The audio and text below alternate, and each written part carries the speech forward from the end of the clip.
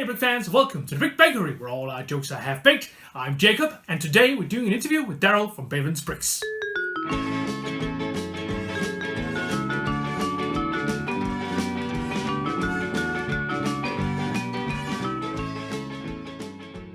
Bevins Bricks is a channel here on YouTube that I've been following ever since he had about 400 subscribers. Today he's got about 3,500 subscribers and he's doing really great. He's got some great MOCs, a very impressive Lego city, and he does wonderful high quality content. I really enjoy following him, and if you haven't already, please make sure to check him out after this interview. But without further ado, here he is, the one and only Daryl from Bevins Bricks. Hey YouTubers, and hey Jacob, and I just want to really quickly say thank you so much for inviting me to do this collaboration interview video with you.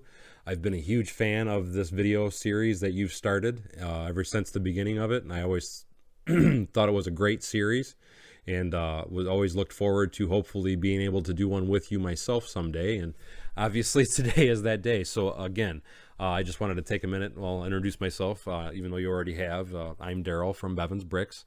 And again, thank you for the opportunity to take the time to do an interview with you, Jacob. Thank you, Daryl, and thank you for participating in this little interview. I've really been looking forward to today, and I hope we're going to have a lot of fun. Now, there are different things that inspire us to take up a hobby. And I'm wondering, where do you think your interest in Lego comes from? Where does my interest in Lego come from? It actually comes from a lot of different things. Without trying to be too long-winded, I'll try and be brief. The biggest thing I can say is Lego was one of the first toys I can remember my father giving me when I was a little kid. And my father was big on learning and education, which I am a big proponent of that as well. But the reason that I bring that up is my dad loved to buy me Lego, and the reason that he loved to buy me Lego is he thought it was an excellent learning tool. As again, like I said, he was heavy into learning and education. But my father was also a big gearhead, I guess would be a good way to put it. He was a machine repairman by trade. And growing up with my father, I spent most of my youth when I wasn't, when I say my youth, I'm talking like my teen years. I spent most of my teen years in my garage. And it was mechanical, always tearing things apart and putting them back together. When I was a very, very little kid, and maybe it was inspired from the Lego and from my father always taking the time to play with me with my Lego toys, I always had this obsession about wanting to take things apart. For example, I had a little toy robot. I'm trying to remember what the robot was called. It might have been Robbie the Robot or something like that. But no, 2XL, that's what it was. It really wasn't a robot. It had an 8-track player on the front of it, and you just push the buttons on it, so on and so forth. But it always fascinated me to see this, to me, which was a robot in that era anyway. And I wanted to know how it worked. And I took it apart and, checked it all out and didn't quite understand everything, but it was fun to open it up and see everything, and I put it back together, and believe it or not, it actually did work because I didn't tear it apart too bad. But that was probably, I guess that would be the best way to say that's where my passion with Lego comes from. In the aspect of when you're playing with Lego, building with Lego, or however you want to look at it, using it as an architectural tool, is the thing that fascinates me with Lego, and part of the reason I love it so much, is you can use it over and over and over and over and over again. What I mean by that is, I kind of have a mess in front of me here, but if you've seen any of my city, I guess we'll go this way, you'll see all these wonderful buildings that I have. I really love how a lot of these buildings look. But like with anything, people tend to get tired of things over time. And the thing that I thought was the most fascinating about Lego, and what I guess probably makes me the most passionate about Lego, is the fact of the matter that I can build all these wonderful things, and if I get tired of it, I can pull it apart, I can put it all back in my storage bins, and then I can build something totally new and different out of it and reuse every single piece of it. And I'm going to say that is probably the biggest reason I am fascinated with Lego, is the fact of its reusability and the fact of it's basically a mechanical toy. It's a learning toy. You can use it for architecture. I mean, there's just so many useful ways to build and play with Lego. To me, it's like one of the greatest things on earth. And the fact that it is reusable because you can build these wonderful buildings. Like I have a train station that everybody just loves. I built that train station. I love it. I probably won't pull it apart. I will at some point, but it won't be for quite a while. But the thing is, I have this beautiful structure, and if I ever get tired of it, I can pull it all apart, and I can make it a totally different building now, and I can reuse every single piece of it. So I would have to say that is probably my passion for Lego.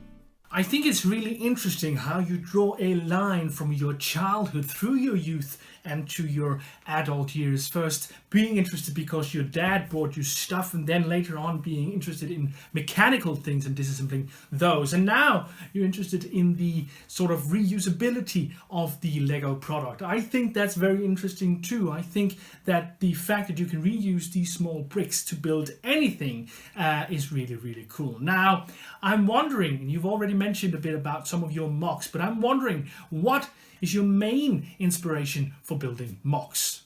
My biggest inspiration for building MOCs, I would probably say, is just I love old architecture. Don't get me wrong, I love to build both modern, old, new, whatever types of builds. But my most favorite era, as far as buildings go, is the Victorian age. And I mean, there was just such beautiful craftsmanship and decorative buildings that came out of that era that it just absolutely fascinates me.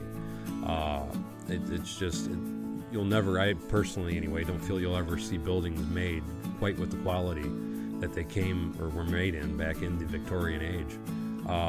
So I would have to say that would be my biggest inspiration, would be the Victorian era of buildings. I'm actually really impressed that you've managed to sort of pinpoint a certain type of architecture or a certain time period that inspires you a lot. That's pretty impressive. I'm not sure I could do that. But I'm wondering, what is your favorite thing about building MOCs? My favorite thing about building Lego MOCs, I guess it would be like about anything that I do in my life. It's the fact of, cause I love to build many different things, and I know this is supposed to be primarily about Lego, but I'm an electrician by trade. I used to love working on cars. I still do work on them a little bit. I've built some houses over my lifespan. But with any and all projects I do, and this includes Legos and MOCs, themselves, it's the fact with starting with nothing, or just, a few little pieces, and seeing how it shapes and what it becomes as you're building. A lot of times when I'm setting out to try and build a MOC, I'll have a certain kind of idea. It's not that I see the whole thing in my head, but I do have an idea of kind of what I'm looking for and wanting to do. But as I'm building it, I'll realize that, oh, you know what, this really doesn't look as good as I thought it would, or this will make it stronger, or this is going to make it more decorative, or so on and so forth as I'm building it. And it's not really until I get to the end of a project that I can really totally see, and it's like, wow, that was all crammed up in my head, and it looks better than I even thought when I started the build. So I would have to say it's like I said, it's the fact of watching something just being a pile of parts become some big, large, enjoyable structure. I guess what you're talking about is the process here, and I think that's really interesting about making MOCs too, the process of going from these pieces to a finished build. Now, one thing is MOCs, another thing is Lego sets. Lego sets is what we usually buy to get bricks, and I'm wondering, what is the first Lego set you remember playing with? The first Lego set I ever got as a kid, and I still remember it to this day. As a matter of fact, I even pulled it out just to show you what I'm talking about. It would be what they would have considered power functions back then. This is a motor, and this is the battery pack, and then you attached it with a little cable. But this was Lego set 404-1, and it was a universal building set. And what you did with this, you could either put a gear piece in here, or you could have these wheels, pop them in to use as a drive. And then you could flip the motor to go forward and reverse. I know it's big and bulky compared to today's standards, but to me, even today, I think this is a great set, a great toy. It was very durable, as again, I got it when I was very little, and I still have the pieces to this day. So what would I think of it to today's standards? I still think it would be a great toy, and it would be a great seller, I think, even to today's kids. as I thought it was a fantastic toy when I was little, and I have a lot of great memories playing with just that one specific set.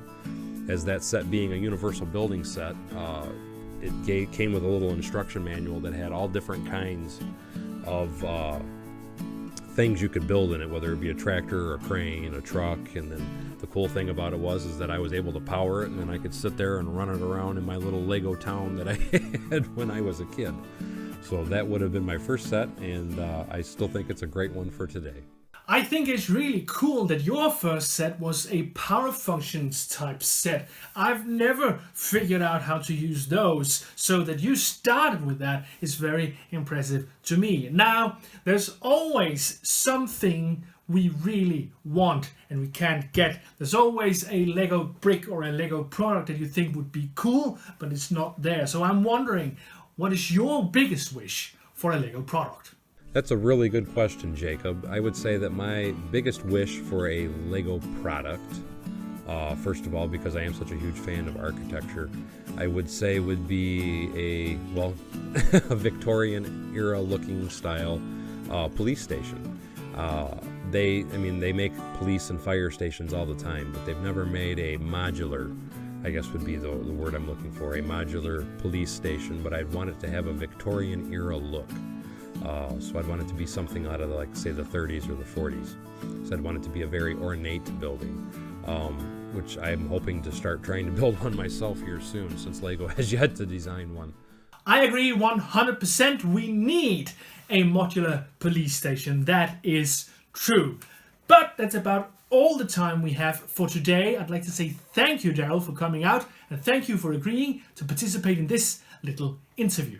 Well, thank you, Jacob. I really appreciate you giving me the opportunity to make this video with you, and I really look forward to hopefully us getting together and doing some more collaborations in the future, whether it be another interview or possibly maybe even a live streams together sometime. So as always, again, thank you. I wish you the best of luck with your channel. I love your channel. You have a very energetic personality, and it makes you very entertaining. So again, thank you for allowing me to come here, and we'll see you next time on Bevins Bricks. Thank you, Daryl. I had a lot of fun making this interview, and I really enjoy your channel too. And you guys should be sure to head over there and check it out. And if you like this little interview, you should be sure to check out the interview that Daryl is doing with me over on Bevins Bricks. There's a link in the description below, and I think maybe I remember to put in a link up here as well. But that's all for me today. I hope you'll comment, like, and subscribe, and hope I'll see you guys next Monday.